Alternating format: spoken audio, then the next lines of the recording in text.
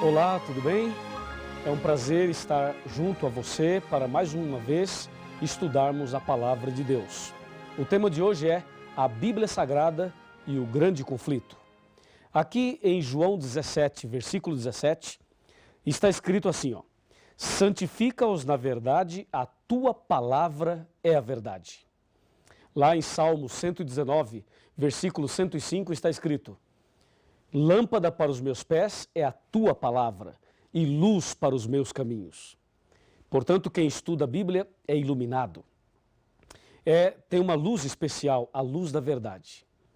Acontece o seguinte, a Bíblia Sagrada é um livro que tem 66 livros, 66 pequenos livros, sendo 39 no Velho Testamento, 27 no Novo.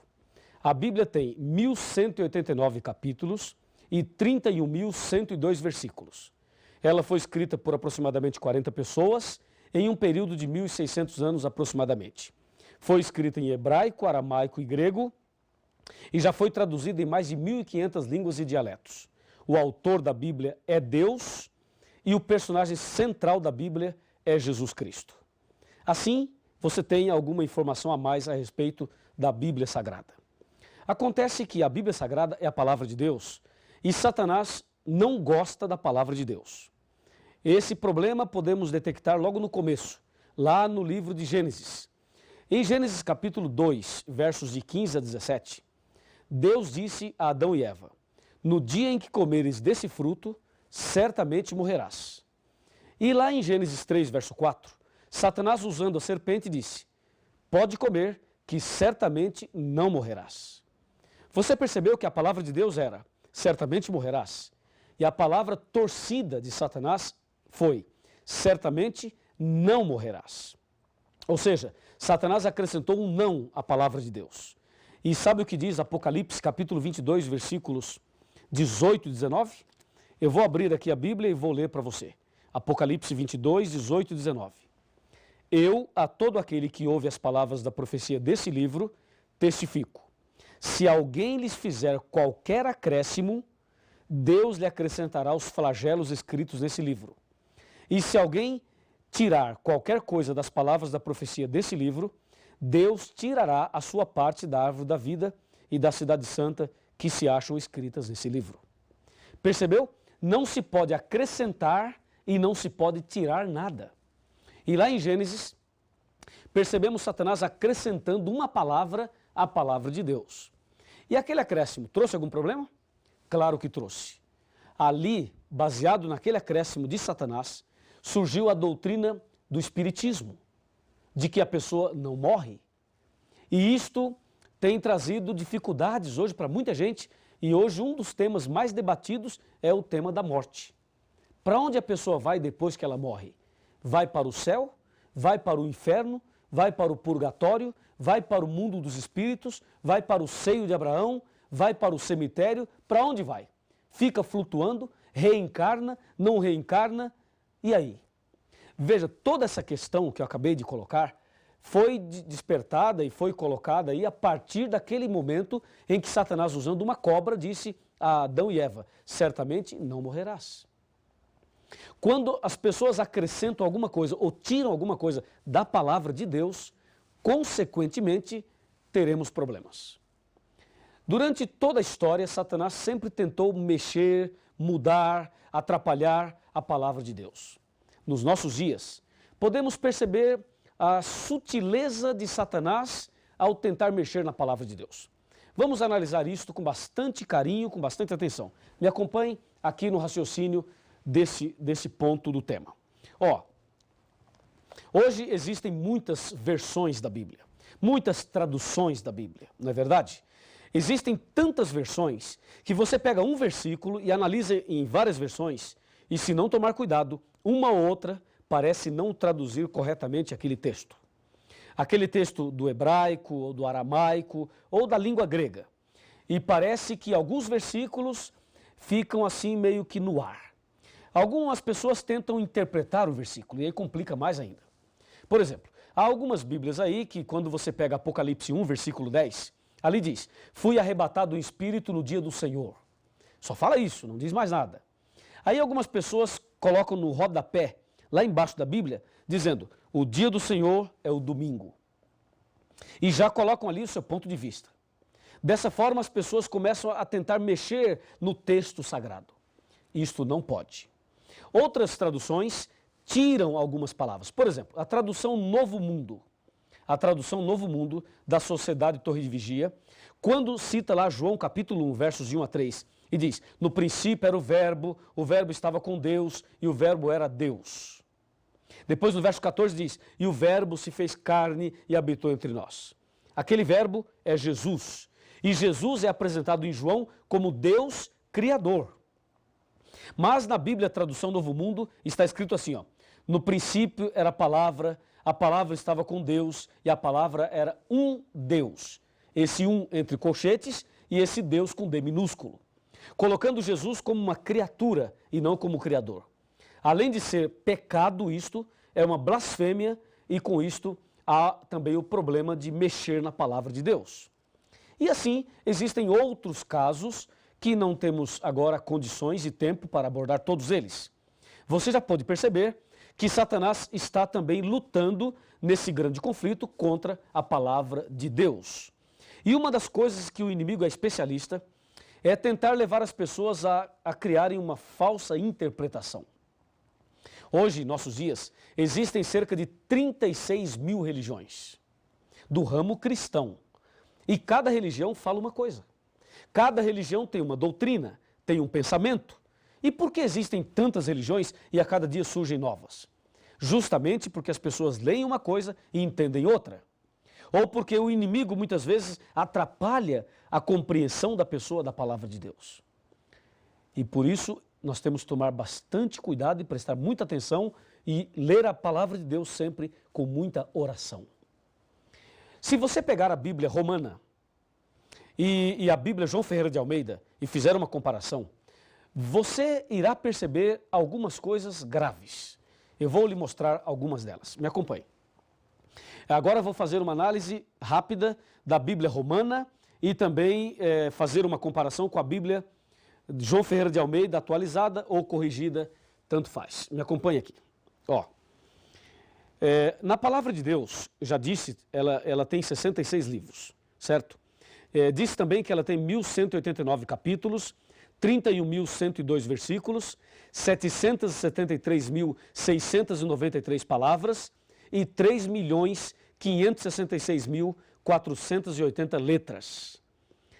E vimos que a Bíblia está subdividida em 5 partes, foi o nosso primeiro estudo.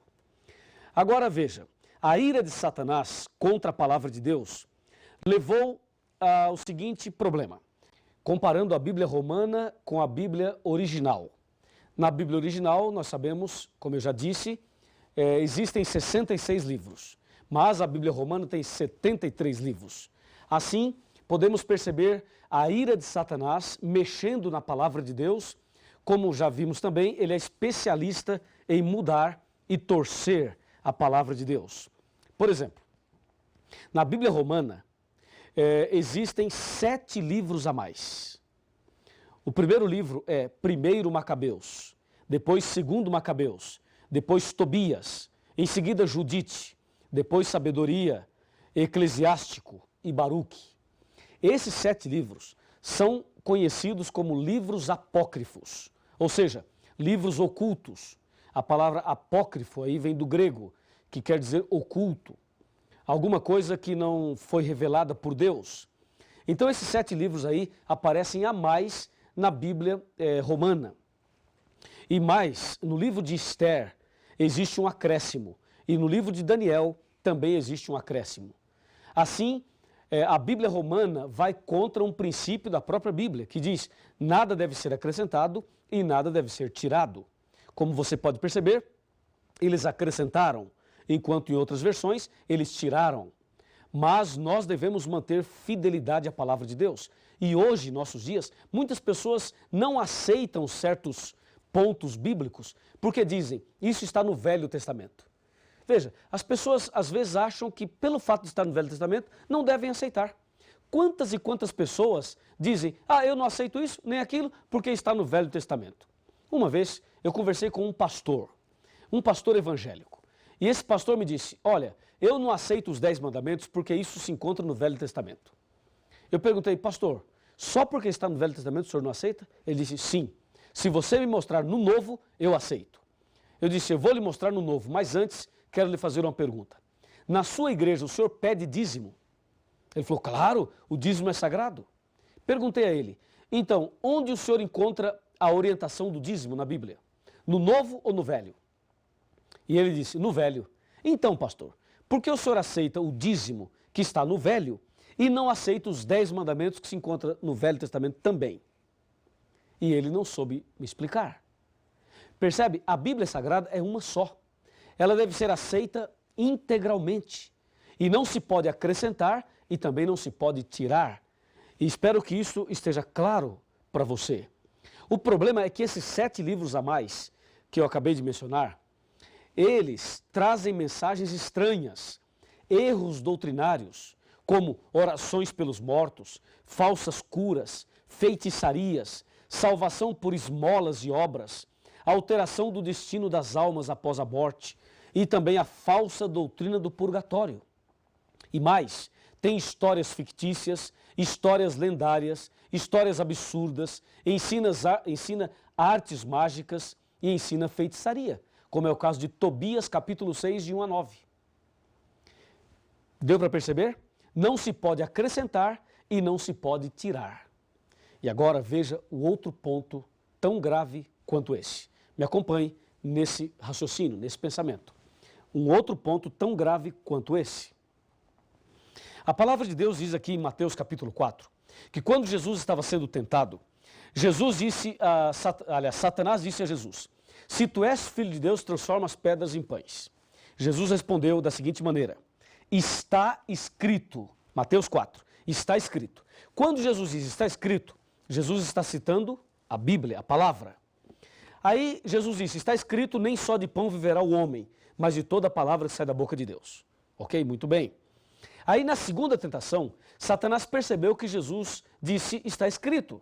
Então na segunda tentação, no versículo 5, diz assim, ó, então o diabo levou a cidade santa e colocou-o sobre o pináculo do templo e lhe disse, se és filho de Deus, atira-te abaixo, porque está escrito, aos seus anjos ordenará a teu respeito que te guardem, e eles se sustentarão nas suas mãos para que não tropeces em alguma pedra.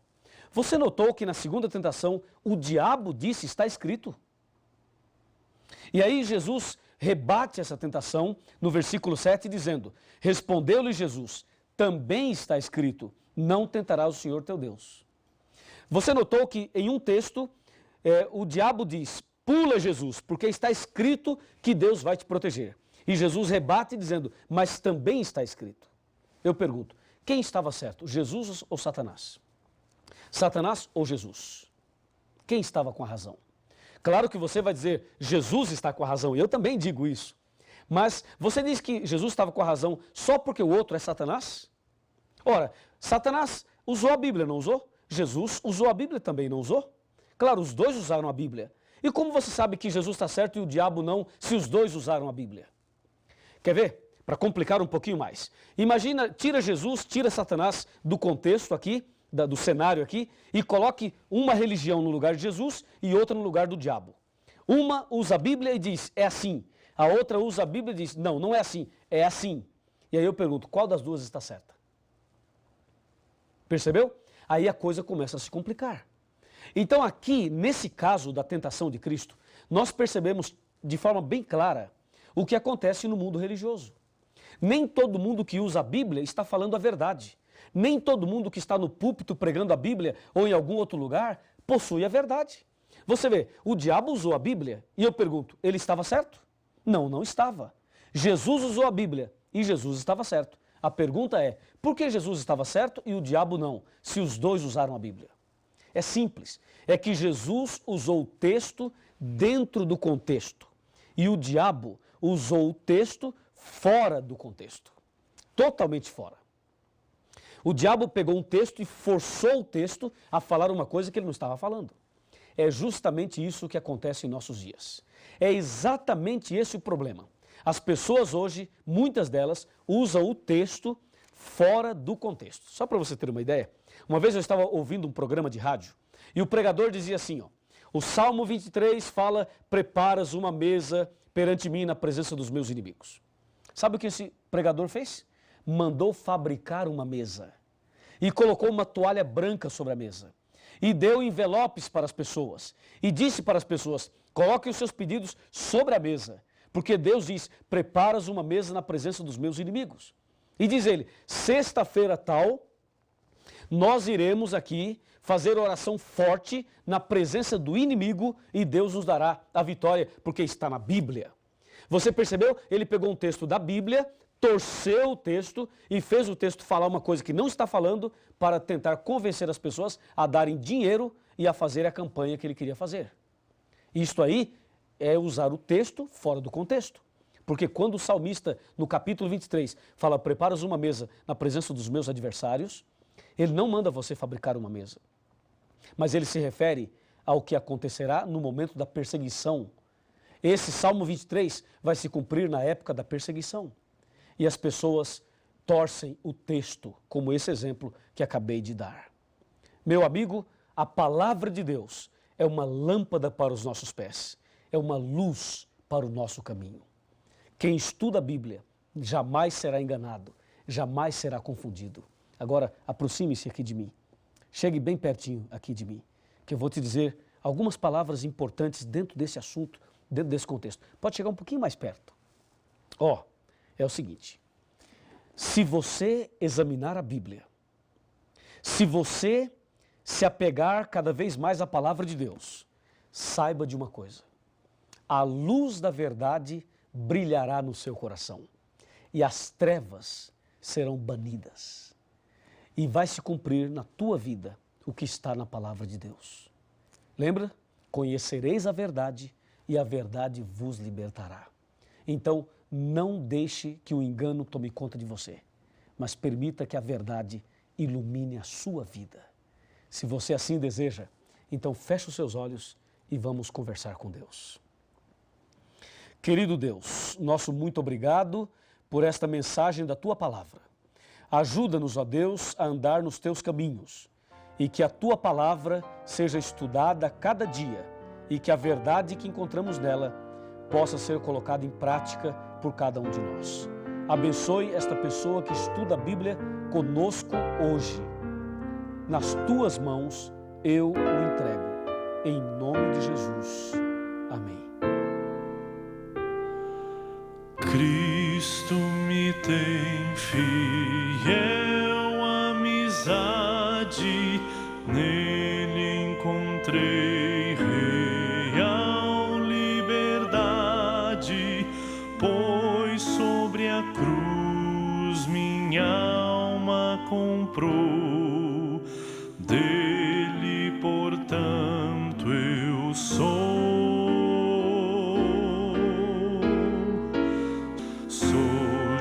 Jesus agora, meu é Jesus também, meu Ele é agora, meu para sempre.